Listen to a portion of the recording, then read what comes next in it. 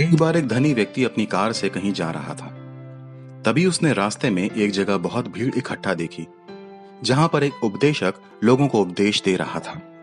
वह धनी व्यक्ति कार रोककर उस उपदेशक का उपदेश सुनने लगा। अपने उपदेश में उपदेशक ने कहा, आज संसार भर के लोग धन दौलत के पीछे भाग रहे हैं, लेकिन वे इस बात से अनजान हैं कि अपनी मृत्यु के बाद अपने धन को वे अपने साथ नहीं ले जा पाएंगे। उपदेशक की बातों को सुनकर धनी व्यक्ति को बहुत गुस्सा आया और वह सोचने लगा, यह उपदेशक इसलिए ये बातें कह रहा है क्योंकि उसके पास धन दौलत नहीं है। अगले दिन उसने अपने ऑफिस के सभी कर्मचारियों को बुलाया और उनसे पूछा, मैं मरने के बाद अपनी धन संपत्ति अपने साथ ले जाना चाहता हूं, तो उसके लिए मुझे क्या करना चाहिए? किसी के पास उसके सवाल का कोई जवाब नहीं था। कुछ दिनों के बाद एक कर्मचारी उसके पास आता है और उससे पूछता है, सर, आप कभी विदेश गए हैं? धनी व्यक्ति ने कहा, मैं संसार के लगभग सभी देशों में जा चुका हूं। कर्मचारी ने पूछा, जब आप अमेरिका और लंदन गए थे तो आप भारतीय मुद्रा रुपया लेकर गए थे? धनी व्यक्ति ने जवाब दिया, नहीं, जब मैं अमेरिका गया था तो मुझे वहां की मुद्रा डॉलर की आवश्यकता थी, इसलिए मैंने रुपये को डॉलर में परिवर्तित करवाया, और इसी प्रकार लंदन जाते समय रुपये को मैंने पाउंड्स में परिवर्तित करवाया, क्योंकि विदेशों में भारतीय मुद्रा नहीं लेकिन वहां की मुद्रा मान्य है। उसके कर्मचारी ने कहा, सर, आपने बिल्कुल ठीक कहा। जिस प्रकार भारतीय मुद्रा को विदेशों के मुद्रा में बदलना आवश्यक है, उसी प्रकार मृत्यु के बाद उपयोग में आने वाली मुद्रा पुण्य है।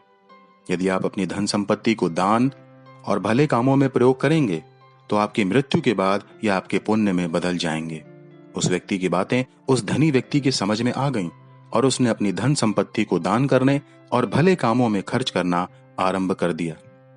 आज के समय में जब लोगों के पास नौकरी नहीं है, खाने को भरपेट भोजन नहीं है, इलाज के लिए पर्याप्त पैसा नहीं है, तो ऐसे समय में हमें सिर्फ उनके लिए प्रार्थना ही नहीं करना है, लेकिन ऐसे लोगों की आर्थिक सहायता भी करना है। बाइबल की मत्ती नामक पुस्तक के अध्याय 25 के पद 35 से आगे हम न्याय के दिन के विषय में देखते हैं। यहां पर यीशु भले काम करने वालों से कहते हैं, मैं भूखा था, तुमने मुझे खाने को दिया। मैं प्यासा था और तुमने मुझे पानी पिलाया। मैं परदेसी था और तुमने मुझे अपने घर में ठहराया। मैं नंगा था और तुमने मुझे कपड़े पहनाए।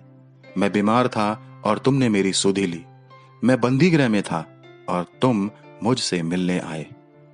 तब यीशु भले काम ना करने वालों से कहेंगे, हे शापित लोगों, मेरे सामने से उस अनंत आग में चले जाओ जो शैतान और उसके दूतों के लिए तैयार की गई है। क्योंकि मैं भूखा था और तुमने मुझे खाने को नहीं दिया। मैं प्यासा था और तुमने मुझे पानी नहीं पिलाया। मैं परदेसी था और तुमने मुझे अपने घर में नहीं ठहराया। मैं नंगा था और तुमने मुझे कपड़े नहीं पहनाए।